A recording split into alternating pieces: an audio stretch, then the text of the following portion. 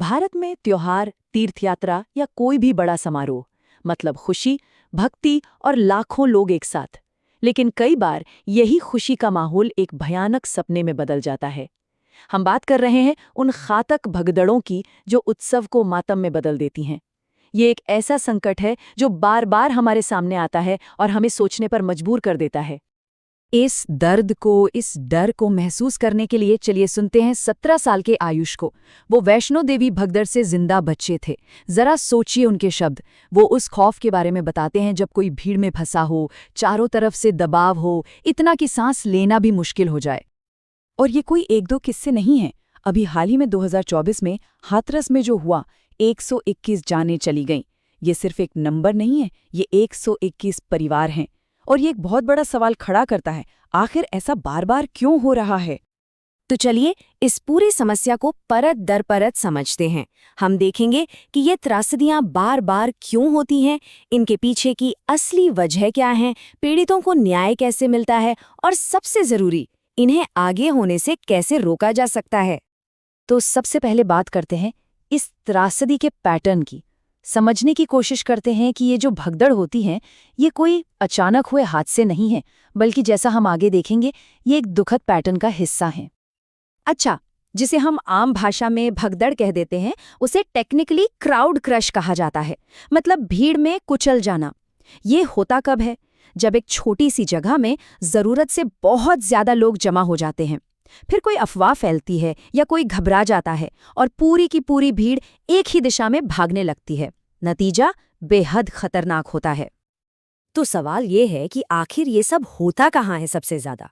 एक स्टडी के मुताबिक लगभग 79%, जी हाँ 79% भगदड़ धार्मिक जगहों पर होती हैं, त्योहारों के दौरान, तीर्थयात्राओं पर। ये आंकड़ा वाकई चौंकाने वाला है और हमें सीधे समस्या की जड़ तक ले जाता है। और अगर हम इतिहास देखें तो ये पैटर्न और भी साफ दिखता है। 2013 दतिया 115 मौतें, 2015 राजमुंद्री 27 मौतें, 2022 वैष्णो देवी 12 मौतें और फिर 2024 हाथरस 121 मौतें। ये सिर्फ तारीखें और नंबर नहीं हैं, ये वो चेतावनियां हैं जिन्हें शायद नज़रअंदाज किया गया। तो आखिर सवाल वही है, ऐसा होता क्यों है? क्या सारी गलती सिर्फ भीड़ की है जो बेकाबू हो जाती है, या फिर पर्दे के पीछे सिस्टम की कुछ बड़ी खामियां हैं? राष्ट्रीय आपदा प्रबंधन प्राधिकरण यानी एनडीएमए ने इसके 4 बड़े कारण बताए हैं। पहला, स्ट्रक्चरल फेलियर, मतलब संकरी सीढ़ियां, बाहर निकलने के रास्ते कम होना। दूसरा, अनकंट्रोल्ड क्राउड, जब क्षमता से बहुत ज्यादा लोग आ जाएं और उन्हें संभालने का कोई सिस्टम ना हो। तीसरा, सुरक्षा की कमी, पुलिस कम हो, वॉलंटियर्स ट्रेंड ना हो। और चौथा और सबसे अहम, अलग अलग एजेंसियों के बीच कोऑर्डिनेशन की कमी। तो मतलब साफ है, जब हम इन वजूहों को एक साथ देखते हैं तो एक बात बिल्कुल क्लियर हो जाती है। ये सिर्फ हादसे नहीं है, ये मैनेजमेंट फेलियर है, प्लानिंग की कमी का नतीजा है। ये वो त्रासदियां हैं जिनका अंदाज़ा लगाया जा सकता था और जिन्हें रोका भी जा सकता था। अब बात करते हैं, जब इतना बड़ा हादसा हो जाता है तो उसके बाद क्या? पीड़ितों और उनके परिवारों को न्याय दिलाने के लिए, मुआवजे के लिए हमारे पास क्या सिस्टम है? भारत में इसके लिए कई कानून और फंड्स हैं, जैसे कि डिजास्टर मैनेजमेंट एक्ट 2005, जो बताता है कि कितनी मदद मिलनी चाहिए।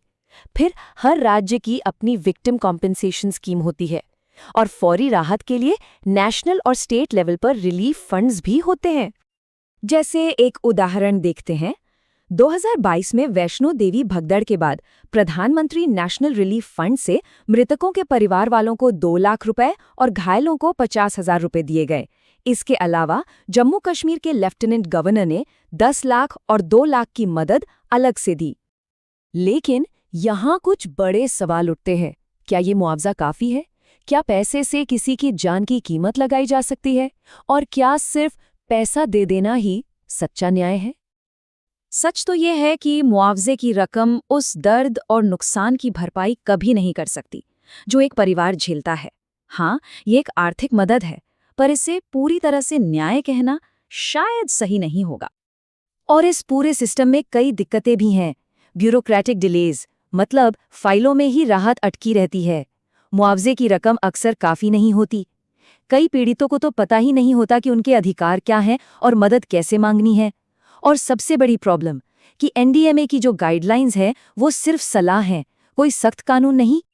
और बात जब जवाबदेही की आती है तो स्थिति और भी धुंधली हो जाती है।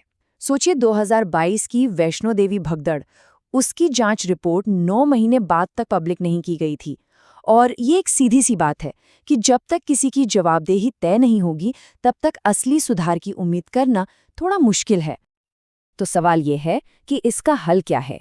हम कब तक हादसों के बाद सिर्फ रिएक्ट करते रहेंगे? प्रोएक्टिव कैसे बने? अगली आपदा को होने से ही कैसे रोकें? एनडीएमए ने भीड़ मैनेजमेंट के लिए कुछ साफ गाइडलाइंस दी हैं। पहला, लोगों के आने की संख्या को कंट्रोल करना। दूसरा, वेन्यू पर यूनिफॉर्म पहने स्टाफ रखना जो भीड़ को गाइड कर सके। तीसरा, आने जाने और इमरजेंसी के लिए चौड़े और साफ रास्ते रखना। और चौथा, कैमरों और कम्युनिकेशन के जरिए लगातार नज़र रखना। और ऐसा नहीं है कि कुछ हो नहीं रहा, टेक्नोलॉजी का इस्तेमाल भी शुरू हो गया है। जैसे वैष्णो देवी श्राइन में अब AI पावर्ड सर्वेलेंस सिस्टम लगा है। इसमें फेशियल रिकॉग्निशन से लेके क्राउड मैनेजमेंट तक के टूल्स हैं। ये एक अच्छा कदम है भीड़ को बेहतर ढंग से संभालने के लिए। लेकिन टेक्नोलॉजी और गाइडलाइंस अपनी जगह हैं। असली और टिकाऊ समाधान के लिए हमें एक कदम और आगे जाना होगा। हमें एक ऐसे मजबूत कानूनी ढांचे की जरूरत है, एक ऐसा कानून जो सुरक्षा के नियमों को सिर्फ सुझाव न दे बल्कि उन्हें अनिवार्य बनाए, सबके लिए। और यहीं पर हम एक बहुत ज़रूरी सवाल के साथ आपको छोड़ जाते हैं।